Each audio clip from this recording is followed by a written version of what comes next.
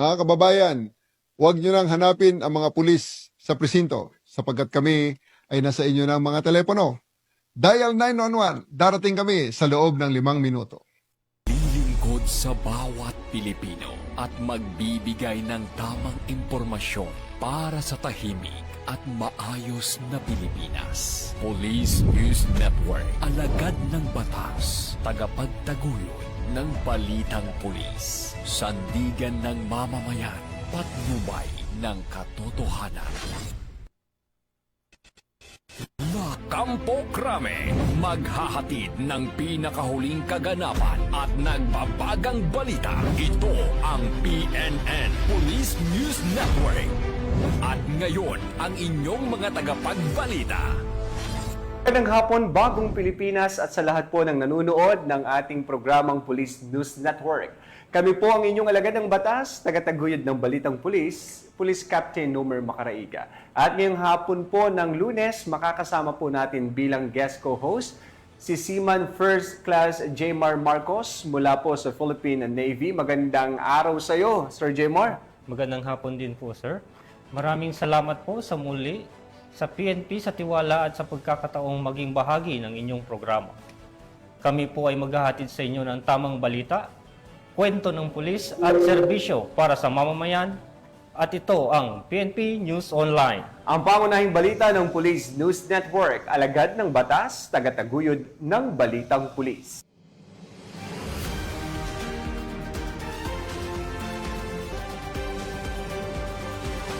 Narito ang mga balitang dapat niyong abangan.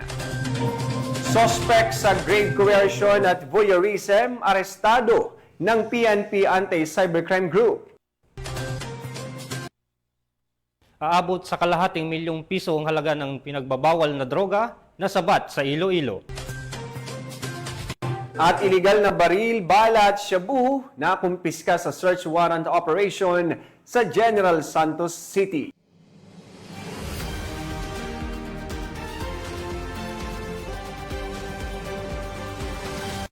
Balitang hatid ng ating PNN correspondents mula sa iba't ibang panig ng bansa.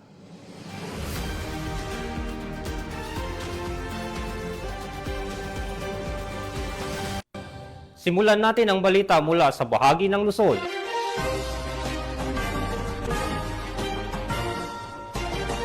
Sa loob ng 5 minuto, kalaboso ang dalawang out of school youth na umano'y nanloob sa isang establishmento sa San Jose City, Nueva Ecija matapos madakip sa maagap na responding mga tauhan ng Nueva Ecija Police Provincial Office. Ang insidente ay hindi lamang tagumpay sa pagpapatupad ng 5-minute response time na direktiba ni Chief PNP Police General Nicolas Torre III, kundi paalala rin sa lumalalim na isyu ng kabataang napapalayo sa edukasyon at naakit sa maling landas. Patrolwoman Janice Bulahaw, ibalita mo. Arestado ang dalawang out-of-school youth matapos ang isang insidente ng panloloob sa isang tile depot sa kahabaan ng Maharlika Highway, Barangay Kaanawan, San Jose City. Kinilala ni Police Colonel Heril Dagwit L. Bruno, Provincial Director ng Nueva Ecija Police Provincial Office, ang nagreklamo bilang isang 33 anyos na manager ng LNJ Tiles Depot na agad na nagulat sa San Jose City Police Station. Base sa pagsusuri ng CCTV footage, dakong alas 11 ng gabi ay namataan ang dalawang menor de edad, kapwa residente ng Barangay Bunga, Karanglan, Nueva Ecija, na sa pilitang pumasok sa establishmento sa pamamagitan ng pag-akyat sa bubong at pagsira sa kisame. Batay sa inisyal na investigasyon, tinangay ng mga suspek ang humigit kumulang 2,000 pesos at mga kagamitang tinatayang nagkakahalaga ng 4,000 pesos.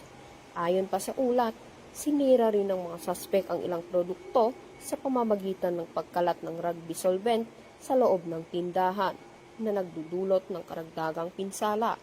Sa mabilis na tugon ng San Jose City Police Station, agad na nagsagawa ng hot pursuit operation ng mga operatiba na nagresulta sa pagkakaaresto ng dalawang suspect.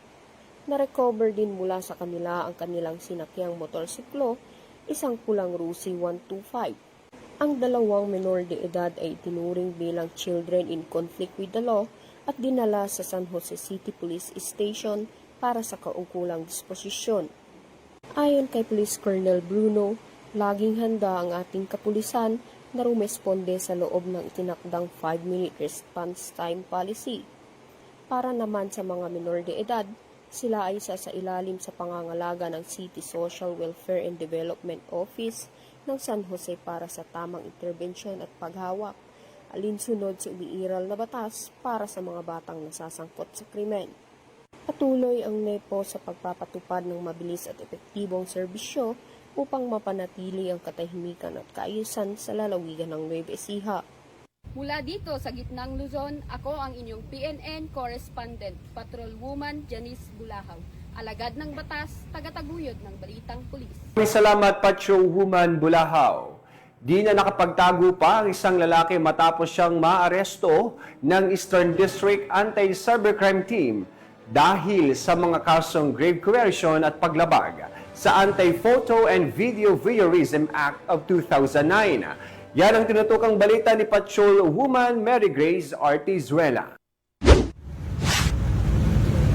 Hindi na nakapalagpa ang lalaking ito matapos siyang arestuhin ng mga otoridad kasunod ng reklamo ng isang biktima na kanyang nakilala sa isang social media platform.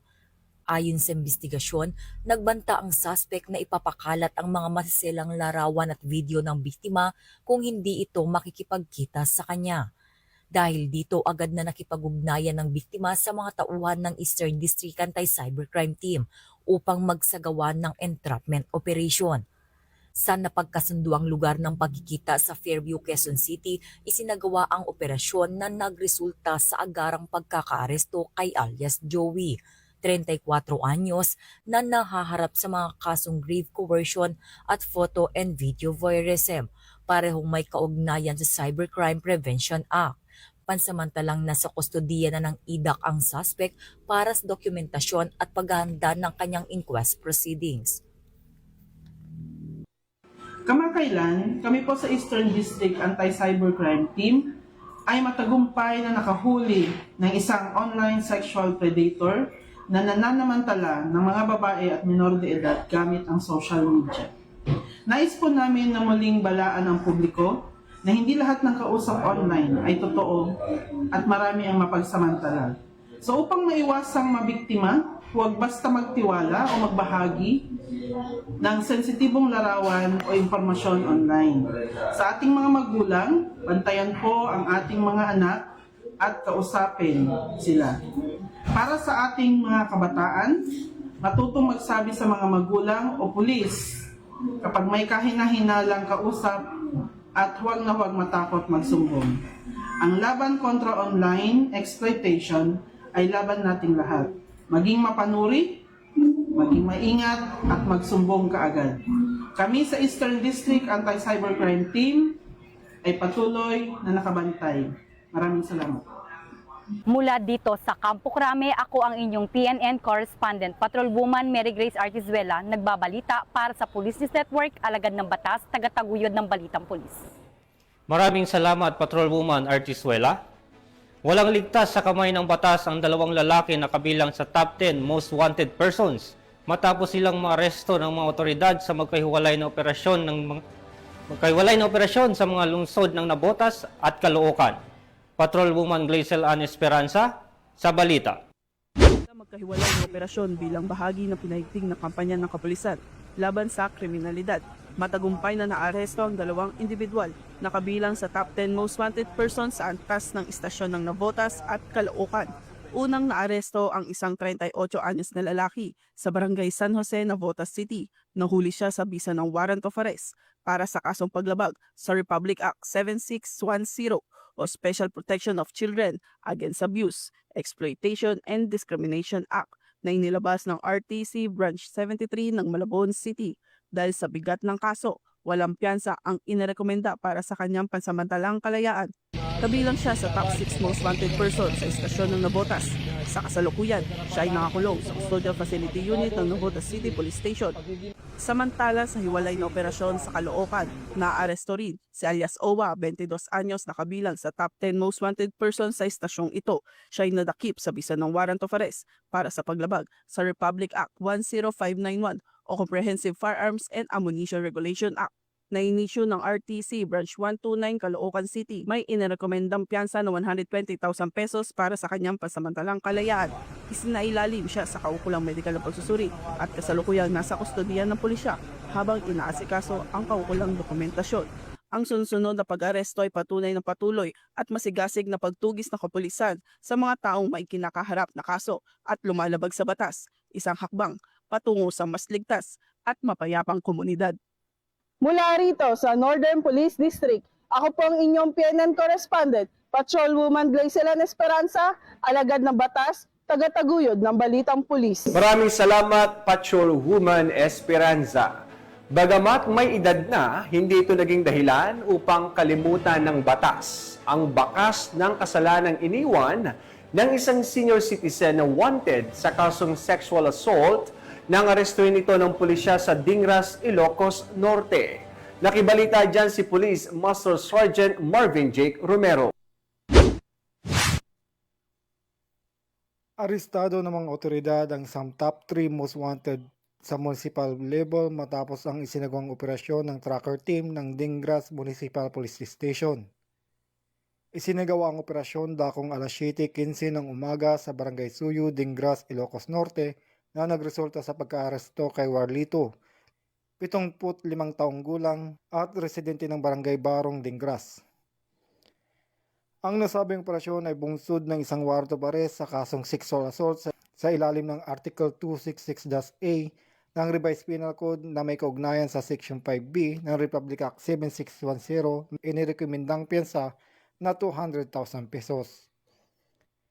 Matapos ang pag-aresto, agad siyang dinala sa Dingras District Hospital para sa medical examination at dinala sa himpilan ng Dingras PNP para sa kaukulang dokumentasyon. Nilinaw rin ng mga otoridad na ang suspect ay hindi drug surrenderer at wala ring ibang warrant of arrest na nauna nang inilabas laban sa kanya. Mula dito sa Ilocos Region, ako ang iyong PNN correspondent, Police Master Sergeant Marvin Jake Romero, alagad ng batas, tagataguyod ng Balitang Pulis. Maraming salamat, Master Sergeant Romero. Sa maliit na isla ng San Miguel sa Tabaco City, Albay, nasa kote ang isang lalaking wanted sa kasong statutory rape matapos siyang arestuhin ng mga otoridad sa bisa ng warrant of arrest. Ang report mula kay Police Staff Sergeant Mercolito Lobendino Jr. Naaresto ng mga operatiba ng Tabaco City Police Station ang isang individual na kabilang sa listahan ng City Most Wanted Persons dahil sa kasong statutory rape. Ang operasyon ay sinagawa dakong alas 7:30 ng gabi sa sitio Naghilo-Hilo, Purok 3, Barangay Hacienda, San Miguel Island, Tabaco City. Ang suspect, isang estudyante at residente ng sitio Tinambakan, Purok 4, Barangay Hacienda, ay naaresto sa bisa ng warrant of arrest kaugnay ng kasong paglabag sa Republic Act 116484. Pinangunahan ang operasyon ng Tabaco City Police Station sa ilalim ng superbisyon ni Police Lieutenant Colonel Edmundo A. Cirillo Jr., hepe ng Tabaco City PNP.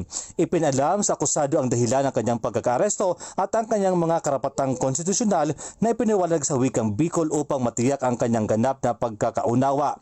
Ayon sa pulisya, ang pagkakaaresto ay bahagi ng mas pinaigting na kampanya kontra kriminalidad sa lungsod na naglalayong tiyakin ang hustisya para sa mga biktima at ang kaligtasan ng buong komunidad.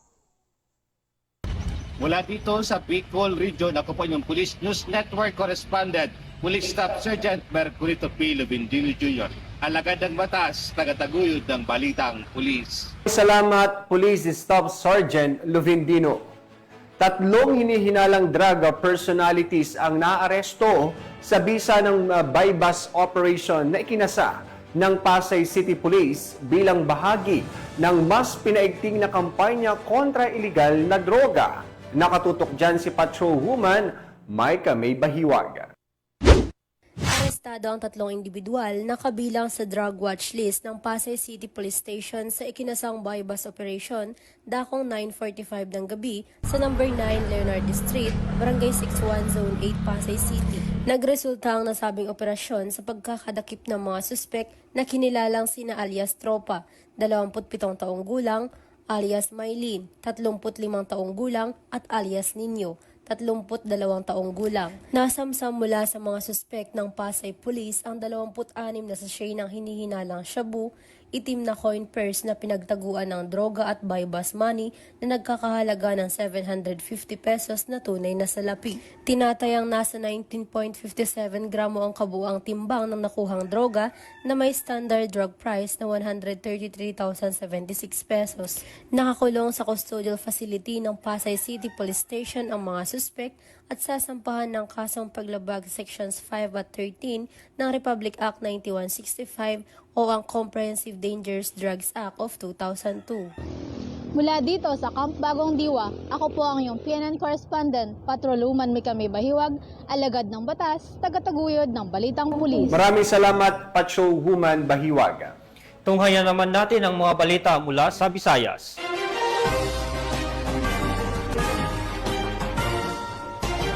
Bog ang isang suspect sa bypass operation sa Oton, Iloilo nang magpositibo ang bentahan sa pagitan nito at ng pusher buyer. Nasamsam naman ang mahigit kalahating milyong pisong halaga ng ipinagbabawal na droga mula sa naturang suspect.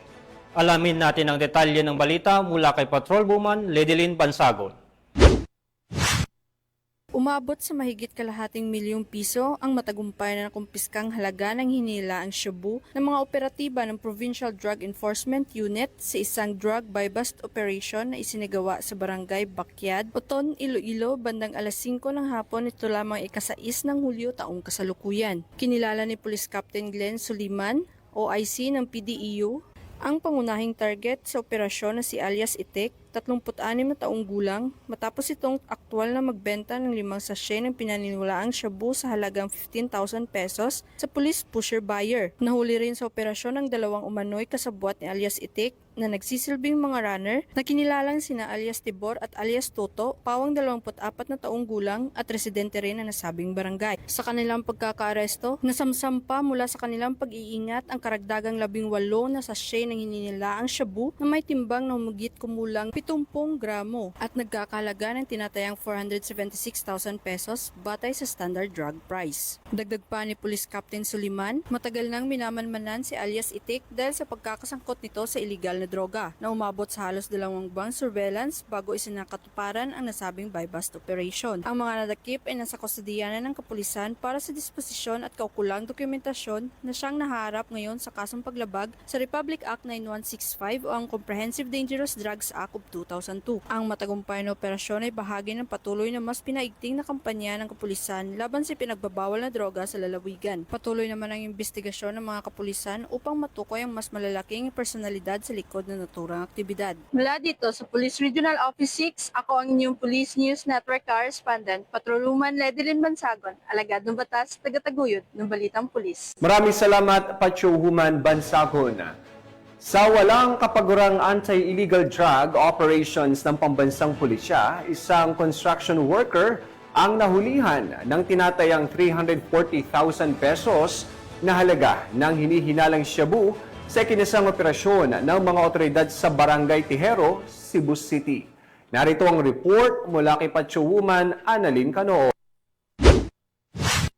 Nasamsam mula sa isang construction worker ang 340k na halaga ng shabu sa kinasang buy-bust operation ng mga operatiba ng Police Station 3 Cebu City Police Office sa Bacblest Barangay Tejero, Cebu City nito lamang 4 ng Hulyo sa taong kasalukuyan. Kinilala ni Police Major Mark Don Alfred Lianza, Station Commander ng Police Station 3 Cebu City Police Office ang suspect na si alias Daluidoy, 44 anyos, isang high-value individual at residente ng Sitio Malinaw, Barangay Careta, Araneta, Cebu City. Banda alas 11:55 ng gabi ng kinasa ang naturang operasyon na humantong sa pagkakadakip sa sospek. Nakuha mula sa pag-iingat ng sospek ang isang coin purse, 16 na pakete ng hininalang shabu na may kabuuang timbang na 50.50 na gramo at may tinatayang halaga na 341,020 pesos. Kasalukuyang nakadetain ng sospek sa Police Station 3 Custodial Facility habang inihanda ang kaukulang kaso na isasampa sa kanya. Ang tagumpay ng sinagawang operasyon ay nagpapakita ng dedikasyon at husay ng ating kapulisan sa paglaban sa illegal na droga at sa pagpapanatiling kapayapaan at kaayusan sa komunidad. Mula dito sa Cebu City, ako ang iyong Police News Network Correspondent,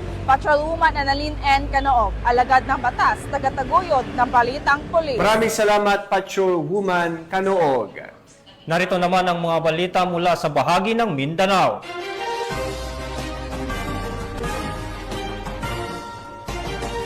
Isang matagumpay na search warrant operation ang isinagawa ng General Santos City Police na nagresulta sa pagkakasabat ng iligal na baril, mga bala at iligal na droga mula sa isang target na individual na hinihinalang sangkot sa iba't ibang iligal na aktibidad. Sa bisa ng utos ng korte, pinasok ng mga operatiba ng tahanan ng sospek kung saan tumambad ang mga kontrabando kasama ang mga hindi lisensyadong baril, live ammunition at sachets ng pinaghihinalang marijuana. Nakibalita dyan si Patrolwoman Emelu Pedroso. Ng mga tauhan ng General Santos City Police Station 10 sa isinagawang search warrant dahil sa pinaghinalaang shabu at iligal na baril sa isang 25 anyos na lalaking sospek na naganap sa Barangay Kalumpang, General Santos City nito lamang ika-7 ng Hulyo taong kasalukuyan. Ayon kay Police Captain Rogelio P. Gabriel Jr., District Director ng Police Station 10, kinilala ang sospek na si alias Ober na dinakip sa bisa ng warrant of arrest. Sa paghahalugog sa tahanan ng sospek, nakuha ng mga otoridad ang isang homemade caliber .38 revolver na may serial number 127046, 5 piraso ng caliber .38 na bala, isang homemade single shot 556mm, isang transparent ziplock na may lamang dahon at buto ng marijuana, at 2 pakete ng methamphetamine hydrochloride o ang tinatawag nating shabu. Reklamo para sa paglabag sa Republic Act 10591 o Comprehensive Firearms and Ammunition Regulation Act at Republic Act 9165 o Comprehensive Dangerous Drugs Act of 2002 ang kakaharapin na kaso ng sospek. Patuloy na pinapalakas na Police Regional Office 12 ang mga inisyatiba nito laban sa mga iligal na baril at droga at hinihimok ang komunidad na manatiling mapagbantay. Hinihikayat din ang mga mamamayan ay ulat ang anumang kahinahinalang aktibidad na may kaugnayan sa mga iligal na gawain sa kanilang pinakamalapit na istasyon ng pulisya. Mula dito sa Police Regional Office 12, General Santos City, ako ang inyong Police News Correspondent, Patrolwoman Emelu F. Pedroso, alagad ng batas, tagataguyod ng balitang pulis. Maraming salamat, Patrolwoman Pedroso. Walang takas ang isa sa mga tinutugis na sangkot sa kalakaran ng iligal na droga sa rehiyon ng Davao. Ang top 6 drug personality ng Davao Oriental na naaresto sa isinagawang bypass operation ng PNP. Magbabalita dyan si Patrolwoman June Marie Joy Rupin. Malaking bakok sa kalakaran ng iligal na droga ang naitala matapos madakip ang isa sa mga pangunahing target ng anti-drug operation sa rehiyon sa Purok Puhada, Barangay Central, Mati City noong Hulyo 5 taong kasalukuyan. Ayon kay Police Major Al Anthony I. Gumban, officer in charge ng Mati City Police Station na siyang nanguna sa operasyon, kinilala ang suspek sa alias na Anan, 49 anyos, residente ng Cara 3, Riverside, Barangay Central. Nakuha mula sa pag-iingat ng suspek ang humigit kumulang 20 gramo ng hininalang shabu na tinatayang nagkakahalaga ng 136,000 pesos, drug paraphernalia at iba pang ebidensya. Sa kasalukuyan, isinailalim na sa masusing investigasyon ang kaso upang matukoy ang iba pang posibleng kasabwat ng suspek sa drug network sa rehiyon. Inihanda na rin ang pagsasampa ng kasong paglabag sa Republic Act No. 9165 o Comprehensive Dangerous Drugs Act of 2002. Ang matagumpay na operasyon na ito ay patunay na mas pinatibay na kampanya ng mga otoridad laban sa iligal na droga sa rehiyon. Patuloy ang panawagan ng kapulisan sa publiko na makipagtulungan at agad na iulat ang anumang kahinahinalang aktibidad upang sama-samang mapanatili ang kaayusan, kapayapaan at kaligtasan ng komunidad. Mula dito sa Police Regional Office 11, ako ang inyong PNN correspondent, Patrolwoman June Mary Joy Rupin, alagad ng batas, tagataguyod ng balitang pulis. Maraming salamat, Patrolwoman Rupin. At para sa huling balita, buong tapang at sigla ang ipinamalas ng mga bagong mukha ng serbisyo sa matagumpay na send-off ceremony ng Public Safety Field Training Program Class 2024-01 Bagsik Diwa na isinagawa sa Police Regional Office, Bangsamoro, Autonomous Region. Yan ang balitang hatid ni Patrolwoman Leonora Gawang. Matagumpay na isinagawa ang send-off ceremony ng Public Safety Food Training Program Class 2024-01 Bagsik Diwa nito lamang ika-4 ng Hulyo taong kasalukuyan sa Probar Grandstand Camp Bijan sa Lipada kay Pendatun, Parang, Maguindanao del Norte. Pinangunahan ni Police Brigadier General Jason C. de Guzman, Regional Director ng Probar, na kinatawanan ni Police Brigadier General Alan B. Manibog, Deputy Regional Director for Administration, katuwang ang iba pang opisyales. Kabuuang 255 na police trainees ang isa sa ilalim sa 6 na buwang field training exercise at itatalaga sa iba't ibang unit ng Probar upang mahubog ang serbisyo sa kanilang mga natutunan sa akademya. Sa kaniyang mensahe, binigyang diin ni Police Brigadier General Manibog ang kahalagahan ng disiplina, dedikasyon at profesionalismo sa pagsabak ng mga trainee sa totoong hamon ng pagiging alagad ng batas. Hinikayat niya ang mga kalahok na isapuso ang pangunahing halaga ng Philippine National Police at magsilbing matatag na tagapangalaga ng kapayapaan at kaayusan sa kanilang mga komunidad. Ang aktibidad ay bahagi ng patuloy na pagsasanay ng Probar sa paghubog ng mga dekalidad at responsibling pulis na tunay na tagapagtanggol ng mamamayan. Mula rito sa rehiyon ng Bangsamoro, ako ang inyong Police News Network Correspondent, Patrolwoman Leonora Gawang, alagad ng batas, tagataguyod ng balitang pulis. Maraming salamat, Patrolwoman Gawang. At yan po ang mga balitang nakalap ng ating PNN correspondents mula Luzon, Visayas at Mindanao. At sa lahat po ng nanonood ng ating programa ngayong araw na to, maraming salamat po sa inyong lahat. At wag po nating kalimutan na i-dial ang 911 kung meron po kayong nais na sumbong o tulong mula po sa ating PNP. Ganon din po ang ating pasasalamat sa ating guest co-host ngayong araw na to, kay Seaman First Class Jmar Marcos ng Philippine Navy. Maraming salamat sa iyo, Sir Jmar. Thank you, sir. Nais ko rin pong pasalamatan at batiin ang aming Flag Officer in Command, Vice Admiral Jose Ma Ambrosio Espileta, Philippine Navy, at sa aming Simog PN Commander, Captain Gregory Gerald Fabig, Philippine Navy General Staff Corps. At sa aming Deputy Commander, Simog PN, Colonel Nilo Habson, Philippine Navy Marines General Staff Corps. At higit sa lahat sa aming Commandant CMO School, Commander Lady Chatterley Alvaro Sumbeling, Philippine Navy. At sa lahat po ng estudyante ng Journalist Advanced Specialization Course Class 0T-25, magandang araw po sa inyong lahat. Muli po, maraming salamat sa mga kasabahan po natin dyan sa Philippine Navy. Marami pong salamat at yan po, yung pong mga OJT dito sa PNP, tiyak po na may maitutulong po kami at meron din po kayong maibabahagi sa amin para ma-improve pa ang aming mga programa. Sa ngalan po ng pamunuan ng Philippine National Police sa pangunguna po ni Chief PNP, Police General Nicolas Torredith III, at sa pamumuno ni President Ferdinand Bongbong Marcos Jr., kami po ay maglilingkod sa bawat Pilipino at magbibigay ng tama at balansing balita. Gaya po ng sinasabi ng ating Chief PNP, huwag nyo na pong hanapin pa ang mga pulis sa mga presinto sapagkat kami po ay nasa inyo ng mga telepono. Dial 911, darating kami sa loob ng 5 minuto. Dahil dito sa Bagong Pilipinas, ang gusto ng pulis, ligtas ka. Mula po dito sa tanggapan ng tagapag-ugnay ng Pambansang Pulisya, Kami ang inyong alagad ng batas, tagataguyod ng Balitang Pulis, Police Captain Nomer Macaraig. At Seaman First Class Jmar Marcos mula sa Philippine Navy, maghahatid ng tamang balita, kwento ng pulis at serbisyo para sa mamamayan. At ito ang PNP News Online, ang pangunahing balita ng Police News Network.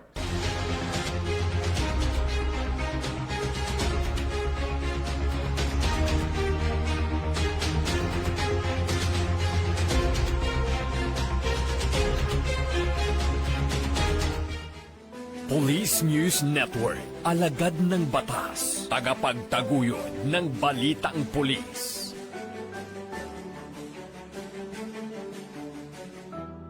Mga kababayan, huwag nyo nang hanapin ang mga pulis sa presinto sapagkat kami ay nasa inyo ng mga telepono.